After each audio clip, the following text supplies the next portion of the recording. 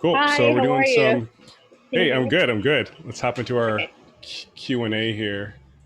I am Okay. walking around in Manhattan, so I'm going to turn my video off, but I really wanted to catch you. I'm, hang on.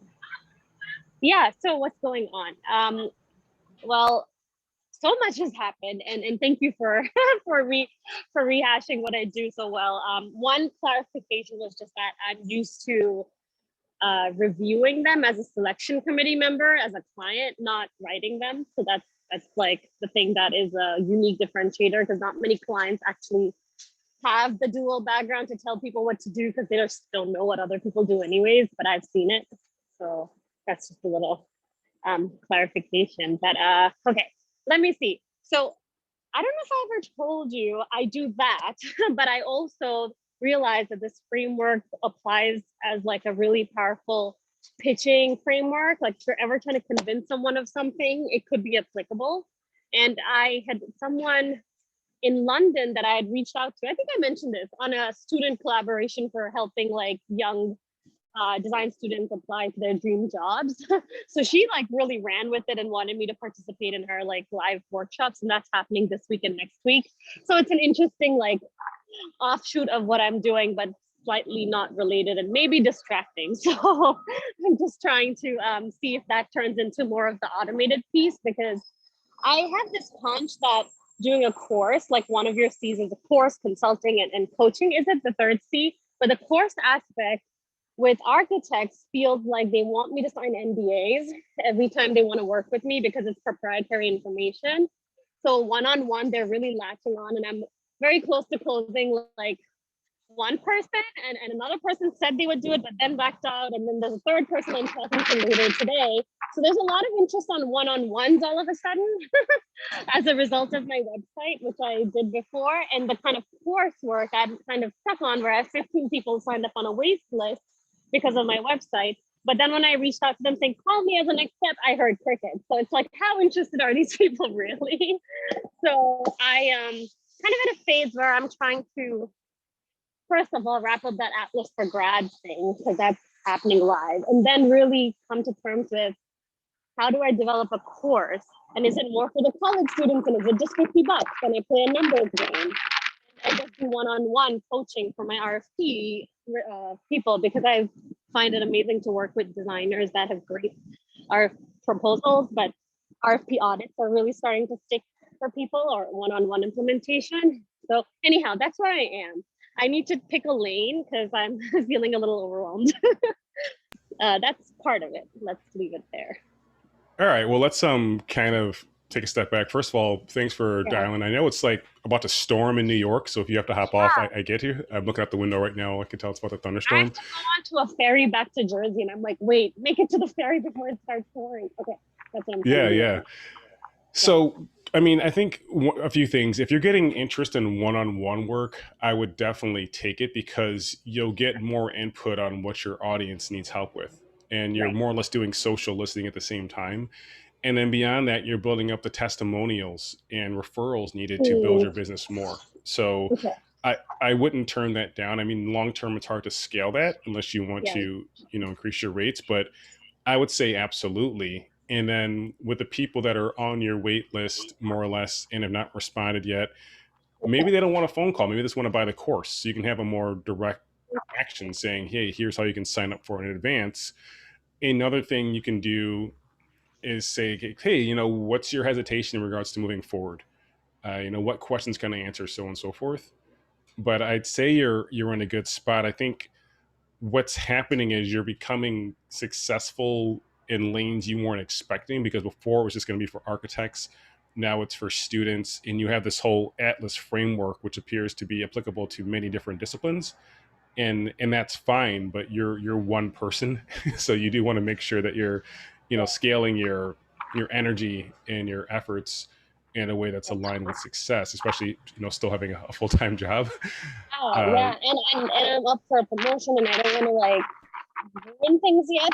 So in a sense that I don't want to like ruffle their feathers. So I'm already going beyond like my waiver in a way where it's so unclear I don't want to touch it again. But it was more for teaching a course, which is why I like was pigeonholing myself into the course because that's what's explicitly stated. But I just don't want to revisit that right now with my work. So I've been trying to lay low with the one-on-ones. It's not illegal. It's just I have to go through due process to make sure it's okay. Okay. So Well, how about this? I mean, how about the one-on-one work? You still steer towards the course, and you say, "Look, for right now." And if this sounds good, for right now, look, I can't do one-on-one work because I have a full-time job, I'm a mom, and this is the scope I can provide help through. But when I do decide to take on one-on-one work, it's going to be for people first who took the course because they'll be more prepared for me to help them due to having this foundation established already. So you could phrase it that way to kind of force them to take the course before they can yeah, work with you. yeah, yeah. No, that's one way for sure. The other way is just to like do it and then because it's not even in New York City, the person I'm trying to work with is in DC. There's no conflict, right? So it's almost like bureaucracy. But regardless, so that's one thing. And one other thing I wanted to talk to you about because it also relates to these one-on-ones and maybe just getting me less distracted. It's helpful. So remember that guy I mentioned before that wanted to like do that like incorporation together and work with his business, but have me provide a service to his business, and he's like made a lot of money so far, supposedly located in British Columbia. I think I told you, but there were a few additional conversations with him, and he said he's doing a challenge in the fall where he wanted to put my service on there. But you know, if we did an NDA together and a non-compete, like he could have recurring like monthly business for me for like a long time, where I would be doing RFP audits for his clients. What do you think? Should I really just like completely X that right now and I want develop my to, course? yeah, I want to check for understanding. So, Yeah. and Kevin, you might find this interesting too. So, this guy will partner with you in regards to just, I'll just say, helping you get business. But he's saying you have to form a business with him, like official business with him, in order to do so. Is So, that correct? well, that was before, but now after having further conversations, it's actually boiled down to this. So I have to just sign an NDA so he can share his platform data with me and also agree to a non-compete where I don't pitch his clients. So he has a yearly subscription model where architecture firms and engineering firms, they sign on to a platform he has. So he wants to build this asset with me and have me as a service provider within his larger company. That Okay, makes sense. so Yeah. yeah, I mean, so I would say, who's he quantifying as one of his clients? Is it someone on his email list, someone who's following him on social media? I would find that out first to He make sure. said they pay. He said they pay. They Okay. pay a yearly subscription, and that they would pay me if they choose to like work with me. So I'd get like $1,000 or $3,000 based on what service I do with Yeah. his clients. Yeah. At the surface level, it doesn't sound as not good as it did the first time. I'll just say it Yeah, that yeah, way. yeah, yeah, yeah. No, because Because I've it had seemed further like, conversations. Yeah, it was very yeah, I weird mean, before. But what work do you have to do up front to partner with this guy? Anything? I just have to create a menu of my services and sign an NDA, and that's one of it. And he was also like trying to help me produce my course. Like they're very interested in partnering with me, like this. So I'm just seeing that as like maybe a 5-year plan when I quit my day job and not like a current plan. That's where I'm really stuck. Like, do I really want to do this and make myself so busy where I lose control of my timing? You know, that's my reluctance here.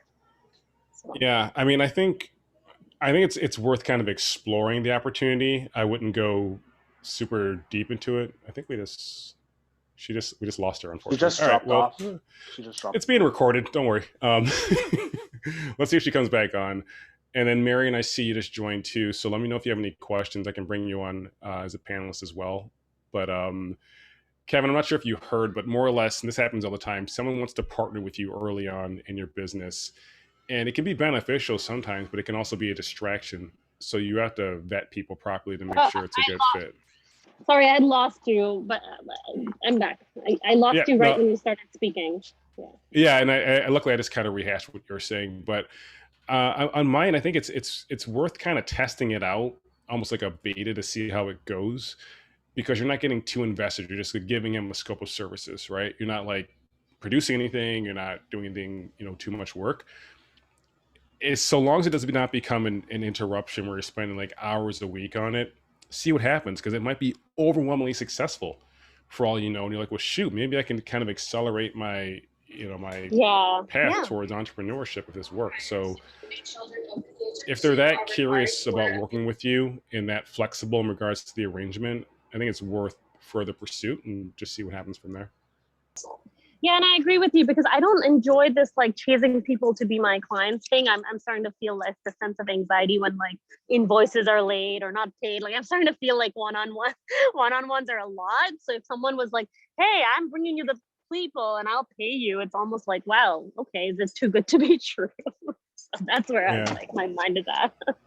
Well, with your one-on-ones, get paid in advance. That's So what I'm the way trying to that do. But then they get stuck and then I like, okay, so it's only been 3 days. And that's the question I had for you. How long like do people take to pay you before, like when you go from call to agreement, is it too much time when it's like a week? And how many times do you follow up? yeah, I'll explain this way. So when I do like hourly consulting, which I don't typically do, it's like I'll call it a power hour.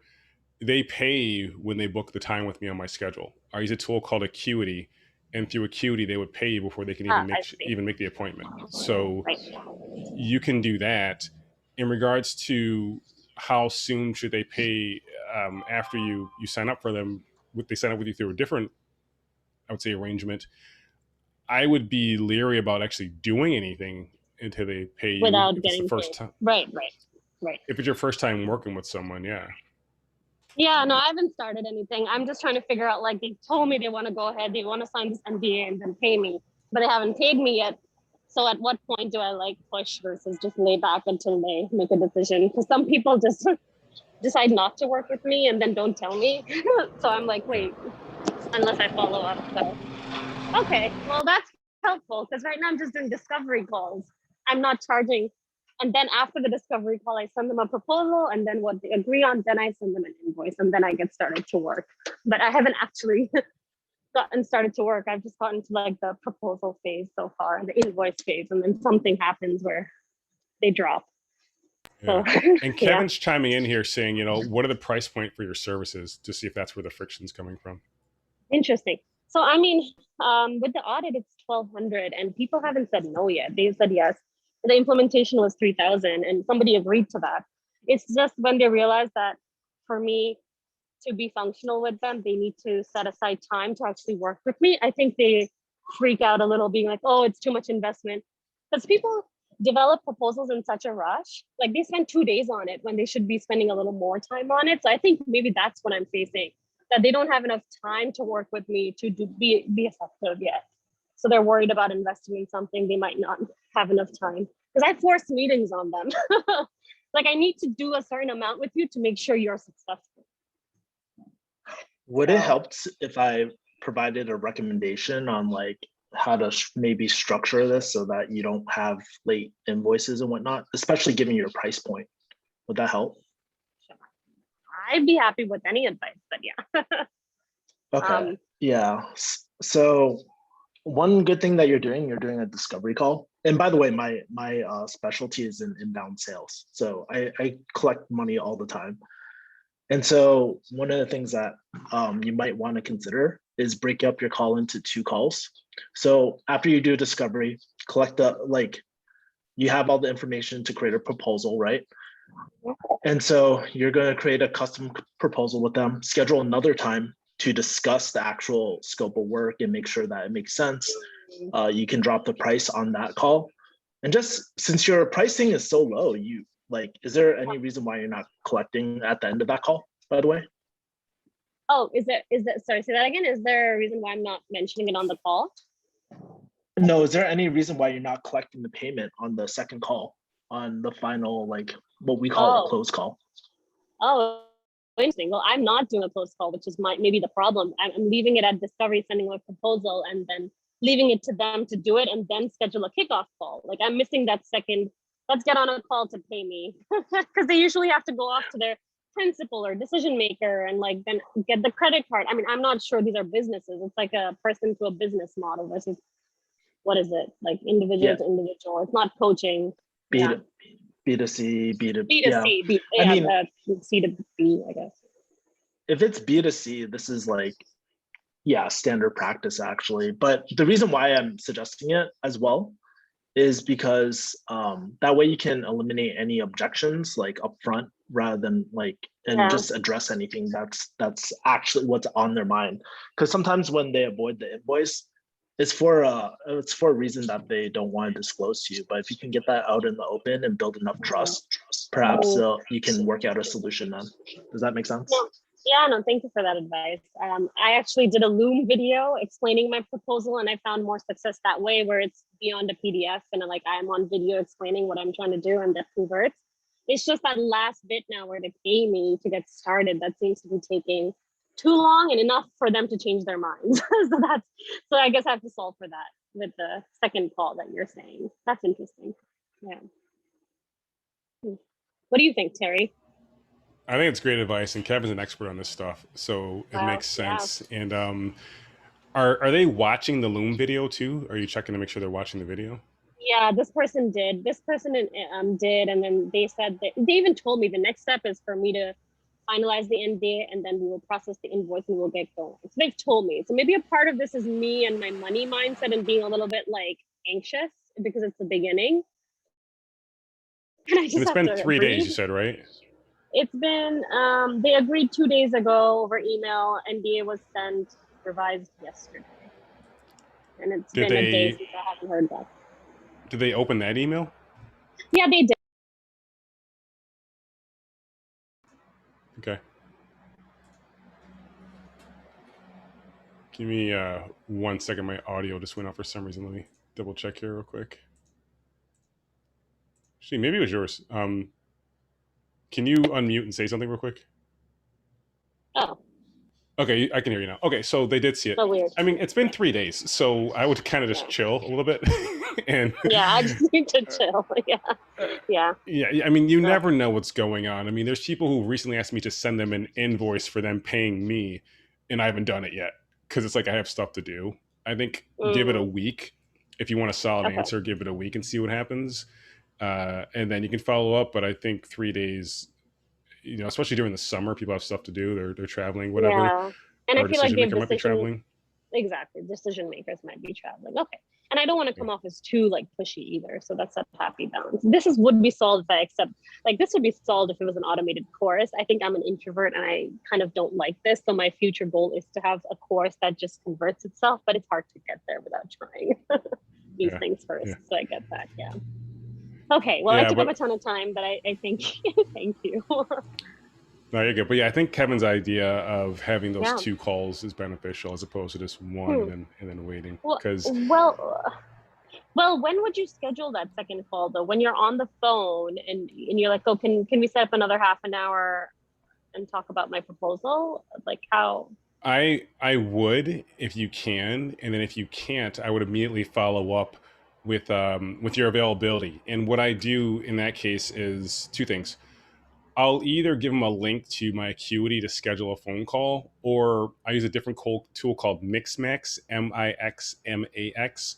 And with that, you can block off even more time than normal because you can have like a custom schedule available for them, like tomorrow between 9 a.m. and 12, like whatever it is. So even more availability outside of your normal schedule because it's so important. And that would just be in a follow-up email. They push a button, it books for them automatically. Oh, I see. Because right now I'm on Calendly, but I know you recommend Acuity. I just had paid for Calendly before I took your course. So, okay. Well, Calendly and Acuity will do the same thing. The difference with Mixmax is you can quickly create a custom availability just for that one person. So let's pretend you're normally only available between I'll pretend 5 and 6, right? That's your life. If you're like, look, this is really important, you can open up more availability and you're like, no, I'm free tomorrow between 9 a.m. and 9 p.m. Let's just get this call in without adjusting your visibility to everyone else who might then jump in there and take that time. And the tool I use for that is called Mixmax, Mixmax, and it'll be directly in the email that you send them. Oh, wow. That's very interesting. And it integrates into Calendly? No, it integrates with Zoom, if that helps. Okay. Okay. Yeah, Okay. Zoom or Google Yeah. Meets. Yeah. No, this is really Ter- helpful. Yeah. Oh, go ahead. oh, Tara, you might appreciate this because you know I love technology, but sometimes I actually like for this type of stuff, I like to take a step back and not use tech for this as well. Um, Sometimes it's just like what I like to do is just book a time that works for them as well. So Yeah. Ask would them. it make well, would it make sense for me to kind of break down like the three questions I asked, like before I book a call for them as well? Like, would that be helpful for you? You know Well, we're not going to say actually, no, Kevin. Like, yeah. Yeah. Well, it's your hosting session because I don't want to take over stuff. So I'm just trying to be not rude. But go yeah, for it. like how I like to wrap up my calls is like, especially if I'm setting the next appointment, is like, hey, finally, it sounds like we've covered a lot of ground here, but is there anything else that I should know about you that we haven't spoken about that would help Mm, me build a better game plan for you? So I'm already seeding the thought that I'm building a custom proposal, game plan, whatever you want to call it, and I'm seeding that as well. that's And then very the second interesting. question would be, uh, it's a timing question. So if we were to go ahead with this, I don't know, I don't know what to call your service, but like let's say Mhm. coaching, mentorship, whatever service, when would you consider starting? Right? Something like that, so you understand their timing. And then what I like to ask is like, hey, so whatever their name is, with your permission, I can go ahead and build a custom proposal and set up another appointment to see if what we're doing here would work for your situation. Would that be appropriate? Okay. So that Versus just way you yeah, get their, yeah, and then you just arrange a time, be like, when are you most available? And then you can just like arrange a time as well and just book it on the calendar. That way you're not leaving in the dark. So one important thing that my consultant friend from EY, he was a senior manager, he always told me, always know the next steps. And in this case, it's like making sure that you have a time frame of when you're next communicating with. So yeah, that's how I usually book it. And there's usually no friction at that point. yeah. Yeah, no, that's amazing. I feel like I'm doing most of that, except when I send them the proposal, I do it over email where I'm like, let me know if you're happy with it, then I will send you an invoice. And then they like actually respond. But if I have a Loom video, so I feel like I'm replacing that phone call with the Loom video, but I should do the phone call. If I think that converts as an experiment. But yeah, I because I have a 9 to 5, I have to stay outside those boundaries. So that complicates the multiple in-person touch points thing. So that Yeah, very the Loom helpful. videos work. Yeah, Loom videos work very well actually too. But you know, especially when you're dealing with engagements and whatnot and more customized services, it's always good to get a feeling of what their pain points are, what they like, what they don't like, and get that Yeah. feedback on the spot. And especially as you're building out your course, that's something good to keep in mind because you're getting Yeah. getting more customer research so that you can incorporate Yeah. that in your Yeah. course in the future. Yeah, no, that's true because now I've noticed that like a whole bunch of engineers have signed up for my course and not architects. It's so strange. Like it's really like questioning my assumptions where on who needs help most on the course versus one-on-ones are like the more advanced. They called themselves, oh, actually, she said this to me. She's like, maybe we're too advanced for your course. Do you do one-on-ones? Like, but I'm not positioning my course advanced enough. Well, it depends. Like if you're, yeah, there's some tweaking there. I guess I have another question because I was taking a Daniel Leslie like course. I don't know if you know her course from scratch, and she said that it's better to be off camera for like positioning yourself as a higher power versus being on Zoom. But oops, yeah, can you hear me? Yeah, I feel like I'm advanced enough where I can convince people on camera. Like I'm not shy. Like I'm pretty confident. Have you ever heard of that? I'll repeat that. She's saying it's better to be off camera as opposed to in front of the camera to have more authority. Yeah, because she has a script she wants you to follow. So I kind of do that, but adjust it. So I have a script of hers, which is supposed to convert, and apparently, like her advice is don't be on the video. It doesn't put you in a position of authority. No, I don't know if I should agree with that. But I don't know. I mean, it's my first time hearing that, but I don't think I assume she's saying it. There's a reason that's worked for her and her clients in the past. I'm not saying that's the only way, but I don't think she's saying it just to say it. Yeah. Karen, it looks like you had some thoughts on that too. Yeah, I know why people actually say it, and it's all about context, right? So I don't know the context of her audience, who she's talking to, but when you're first initially doing sales calls, Yeah. the last thing you want to worry about is like nonverbal cues and all that as well. So by turning off your video, like you only need to worry about your voice, your tonality. Okay. But as you get more advanced too, you get more comfortable. So like for myself, I'm okay being on video. It doesn't bother me one bit at all. I'm on YouTube. I do like a lot of different things. So whatever's more comfortable for you. I would say though, like if you're on video, it just adds another friendly face. It can build more rapport, but especially if you're beginning and you're stumbling, yeah, it can really screw things up too. So double-edged sword. Yeah, I think that's where she's coming from, because she's teaching to a complete beginner audience who's trying to decide what the course is versus knowing what they want to teach. So I see that. Well, there's lots of things to digest here. I actually have a call today with someone at 5:30. That's the workshop call I mentioned, where somebody wants me to host a workshop virtually. So I'm hoping to use these tips today to figure out how to close it faster. Yeah. Is that a paid workshop? That's the one I said is to a marketing group. I don't want to do it if it's not paid, so I will quote her. I will have to figure out how to approach that. I'll be like, should I just ask, is this a paid opportunity, or should I what should I do? Yeah. So here's the thing: if you don't want to do it unless it's paid, what I got in the habit of doing is asking that question before I even get on the phone. I would say, hey, can you give me more information about the audience, your desired outcome, and your budget? I will like bundle those 3 questions. That way, really all I want to know is the budget, right? Like all the other stuff, That like is a good point. figure out later. But I would say that in the initial email, because especially someone like you as a 9 to 5 and you're busy, there's really no point getting on the call if they're not going to pay you. But if you just wanted to do it for the exposure or the reps, yeah, you know, different. now that I'm saying it, I should do it for the exposure, because it's located in Seattle, and this group really helped me convert and get to my website. And I think I have like 50 email collections from my lead magnet, and like people are like, somehow me coming off of a podcast or off of a workshop really converts people into my email list. So I should keep that in account. Then maybe it's helpful even if it's paid or not paid. But yeah. I mean, I've made more money often through a appearance as opposed to from an appearance. So keep that in mind. But the whole budget thing, when you're doing that, you want to say, again, just to reiterate, like, you know, who's going to be in the audience, what's your desired outcome from this talk, what's your budget. If you can get a number of attendees, that's important too, because if it's 5 attendees, your price might be one amount. If it's 500 attendees, the price goes way up. So the more that you know going into it, the better, and you can kind of avoid that awkwardness during the conversation.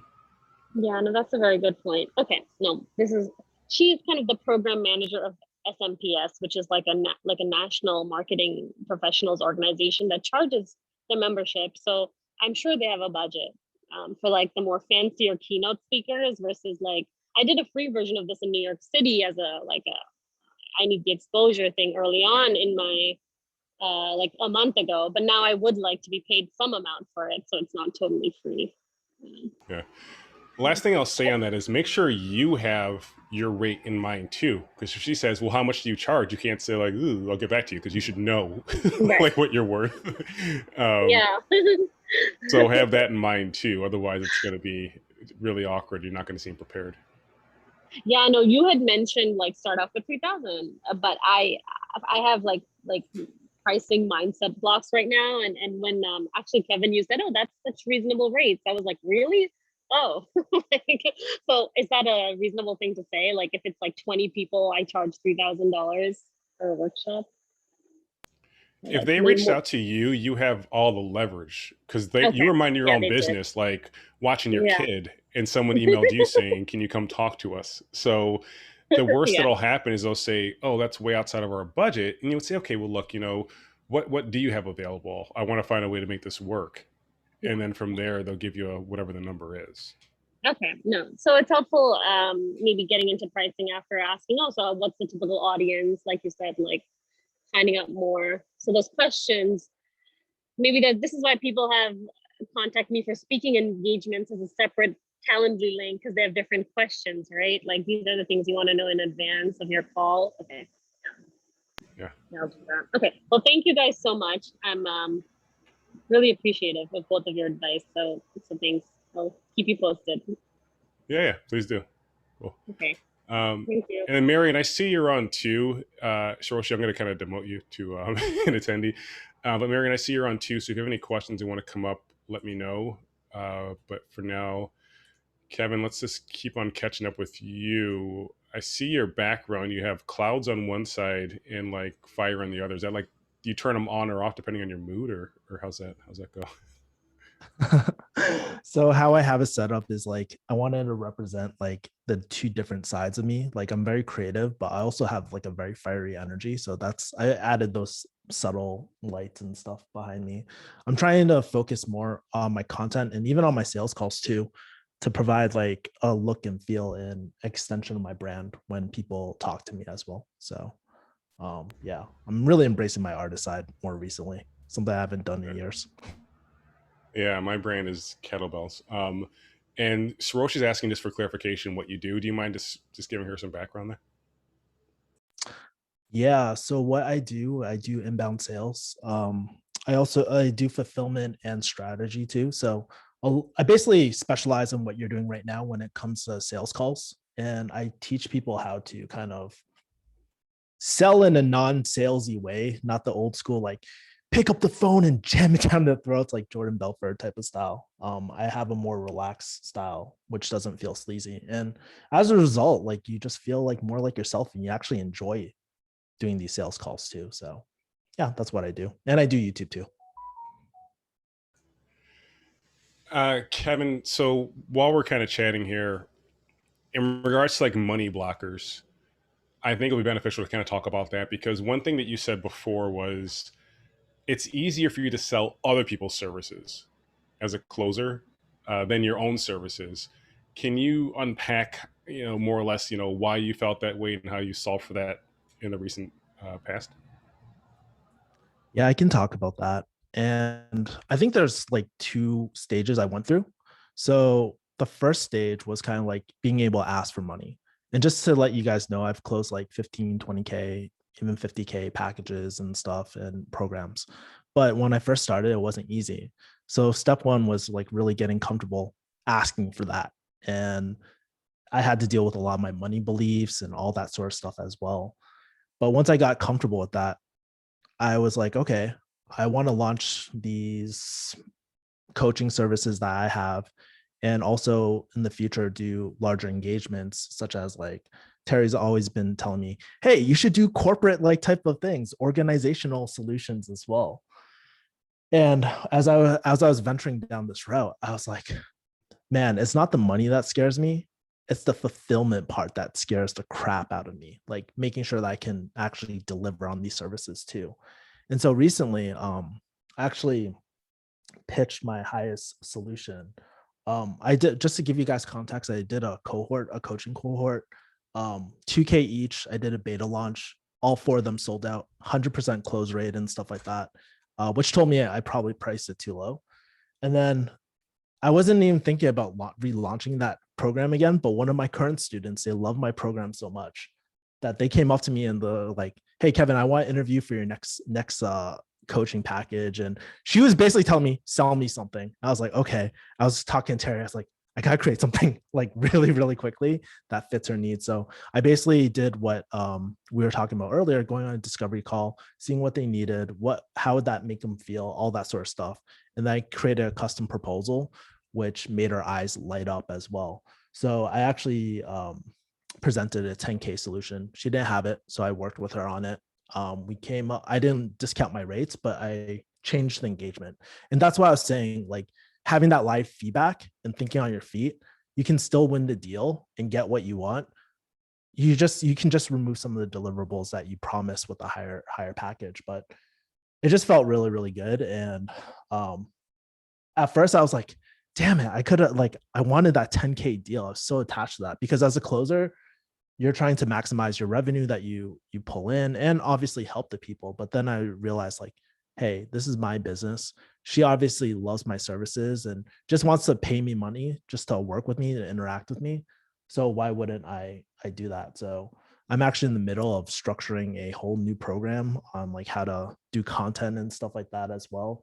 And she's super excited. I saw her feedback and I saw her eyes light up.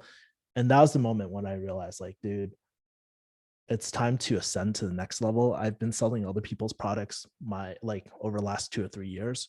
Now it's time to sell my own stuff. So focusing on the impact that you can make just through selling your products, like that was a huge money blocker lifter for myself in particular. And I'm glad that you're making that progress. We have two questions actually, so I'll just keep it with you right now. The first question is, how did you break through that? Did you read like a book or something? And the second question was in regards to getting these people to sign up for your program. Was it through your email list or was it through YouTube? How did you attract people to you in order to convert? Yeah, it was actually through content. Content is so powerful. Like I'll answer a second question first, and then I'll answer the first one. But the second one was just like through content, and that's the beauty of content because people get to see your personality. It's the most scalable way to, and free. It's like free, and people just are attracted to you because of your personality. Think about it. Think about it in the sales world. There's so many people out there. There's like Jordan Belfort. There's a lot of these different sales trainers, but when you create content, you show your personality, and that's your USP. That's what I realized. And so instead of me going out there trying to cold call people, just be like, hey, do you want my services? It's like these people magnetically draw to us. That's why I really like Terry, by the way, because on LinkedIn, like I see your engagement on LinkedIn and you're just like pulling people and you don't really have to try as well. So that's how I did it. This particular client, I got her through Clubhouse of all things. She wanted to launch a program on podcasting. She had no idea. So I was just like sharing free feedback with her and stuff. She's like, oh my God, I want to learn more. So then I sent her my lead magnet and she just went down the funnel that way. It was very natural type of thing. And that's why it's so important. Like everything that Terry's teaching is like having these assets in place allows it to do the heavy lifting. So you don't have to physically go down that funnel yourself.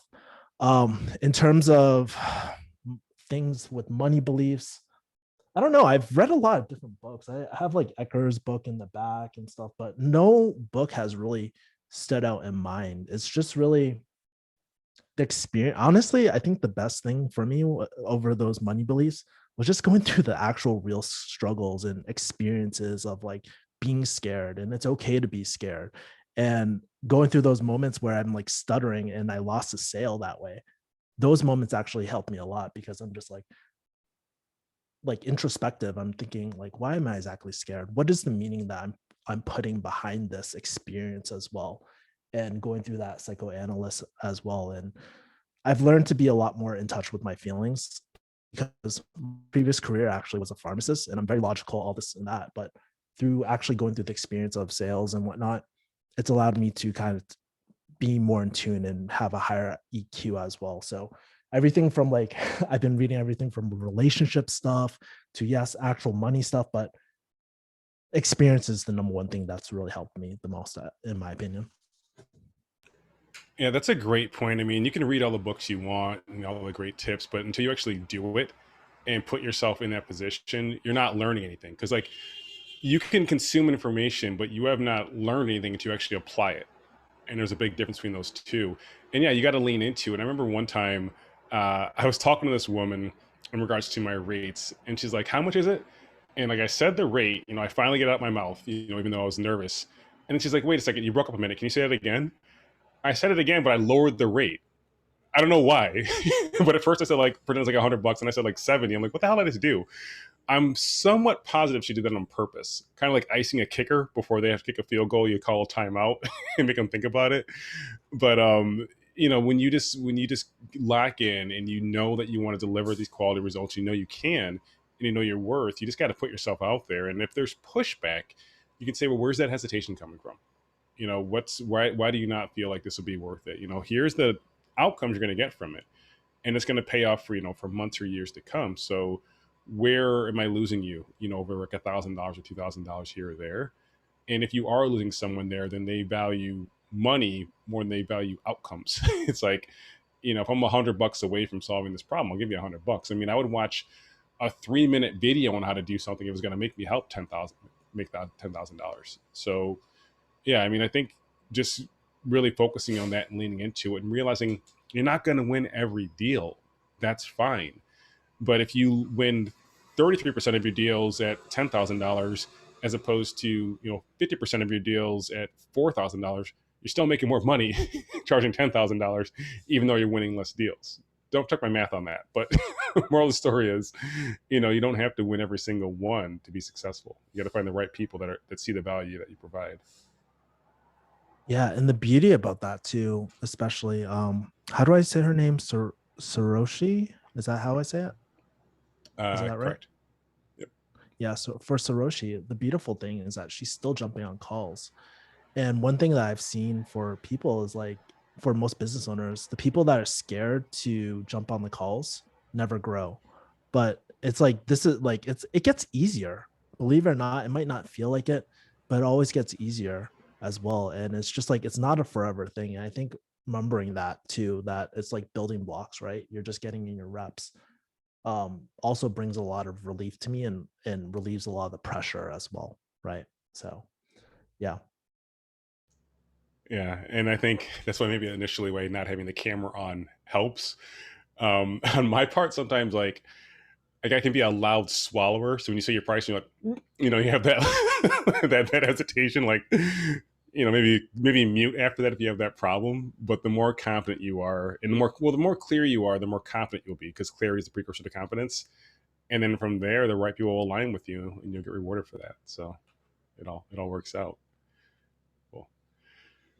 All right, so hopefully that helps. But Kevin, on your end, is there anything else you want to ask or share? I feel like you've been a really great resource on this call, but if you have any questions too, I'm happy to hop in there as well. No, I was just really inspired by our conversation earlier. It made my mind think about how, like, so for context, people who are watching this, I've been really focusing on doubling downing on like higher quality content, right? If you see my last 3-4 YouTube videos, they're a little bit more cinematic. Like I insert quotes, I insert like a lot of different things to increase the engagement. And on my YouTube analytics side, it's been killing it. It's been like 10x like the performance of my previous videos, which is already paying off. But in addition, recently this pretty big sales trainer actually reached out to me. He saw my content. He was like, dude, I'm so motivated, that I'm so glad to see that there's other people who are so passionate about our industry speak on these things. And it made me think, like, there's so many people I quoted in that, like in those videos. And by having such a high quality video, if I can just like reach out to them and be like, hey, I actually shouted you out in this video, man, that's like the best form of like, that's one of the best forms of like gratitude and like ways to connect, because not only did you say, hey, great stuff, no, I actually implemented it into my piece of content, which I spent 24, 48 hours scripting this out, and I'm implementing it. I'm showing you how I'm implementing it too. So that's actually a thought that I had in our conversation right now. I'm probably going to reach out to this YouTuber, Matt Diabella, just to like thank him, because I took his course and I'm actually implementing everything, and I shouted his video out recently. So I'm just trying to think about all the connections I really want to make as well going forward. So yeah. If you wanted to, you could probably ask that guy, like, hey, do you want to do a video together where I talk about how much you helped me? Because then it's like a testimonial video. It's like, hell yeah, like, why wouldn't I? And then you're getting in front of him, you're getting in front of his audience, so on and so forth. So I would do that. Then next time, read a book about something, reach out to the author, say, hey, I made this video about how great you are. Like, how would you feel about me interviewing you on my YouTube channel? So when Kevin disappears like that, it's because he has a whiteboard. I think he's writing on a note. I hope that's what's happening right now. That's my guess. Yeah, I was writing it down on my whiteboard, but it was really, really solid. Yeah. So I'm glad to help. But that's the way you make these connections. You don't like DM someone saying, oh, is there any way, I can help you? How can we work together? It's like, no, I've already done all this stuff, right? And then I'd like to extend this. And the best time to reach out to someone like that is when they have a book coming out, when they have a course, whatever it is, something they want to promote, and you're now another marketing channel for them. So use that to your advantage and have an excuse to reach out to someone, as opposed to just saying, oh, you're so great, can I have like 15 minutes of your time or whatever? Like, that's not going to land as well as it could. You want to know something though? When you said that, a bit of fear actually kicked up in me. I'm like, oh fuck, am I good enough to ask him on my channel? Am I good enough to like that was initial reaction, which was pretty interesting. Well, what are But they gonna like do? Like giggle at you? You know maybe what I I don't mean? know. Like that's the worst that's gonna happen is someone's gonna either ignore you. I mean, or just say, politely say no. No one's gonna laugh at you and say, "Who are you, peasant?" Like that doesn't happen. It wouldn't be worth their time to do that. So, I mean, shoot your shot, and you're doing it in a constructive way. You're not just bothering someone. But when I hear people say like, "Oh, I'm afraid to do this," I'm like, "You're freaking emailing people." Like I have friends that used to do door-to-door sales, like knocking on doors saying, "Hi, stranger, may I please come in?" And you're afraid to send an email? It's like, come on, dude. Like it's not that hard. When I was in college, I did telemarketing. I would call people and say, "Hey, would you like to take out a mortgage on your home? You don't know me, but I'm just curious. Like let me ask you some questions." So these days you can just DM someone, or you can just email somebody and get, this interaction from them or get ignored. But when I got an interaction from someone about telemarketing, they said more than just no, right? They said, some pretty colorful stuff. So I say shoot your shot, but just do it constructively, and you'll be very, very successful at that. No, it's funny. Like hearing you talk about that story, I'm like, dude, I'm less scared about asking 20K from someone than I am like asking someone to be on my video or something like that. It puts things in perspective and it's like, it's not that scary after all. Yeah, I mean, Shiroshi's saying that she used to, like, when she was at MIT, she would call alumni asking them for $10,000, right? Someone's just minding their own business, watching, like, Married with Children or whatever, and you're like, "Hey, by the way, like, instead of going on vacation or buying a new car, would you like to just give us money to some kid you've never met before?" If you can do that, I mean, you can reach out to someone and say, "Hey, I have this thing I'd like to talk to you about, or I'd like to have you on my podcast. Can I do an email interview with you?" Those are the easiest things, an email interview with someone, and you can still talk about what they said in your video. You can say, "Yeah, I reached out to this person and they said this," and like have that text like on the screen if you want to make it more, more colorful or whatever. But email interviews are very easy because it requires very little time on their end. They might just be copying and pasting something, but you're still getting that interaction from that person as well.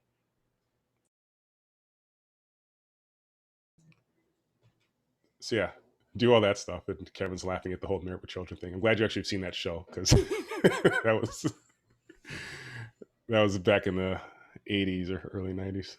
Dude, you're dating yourself pretty hardcore. I was just like a Yeah. little kid. I was like 2 years old or 3 years old. I remember that show. Yeah, I mean, I own it though. Like I'm like, whatever. I'm not trying to be that guy who's trying to sound hip. It doesn't land too well. I'd rather like work out and feel young than just try to talk talk like I am. It's like it's better to be rather than seeming, in my opinion. So that's my approach on that. Cool. All right.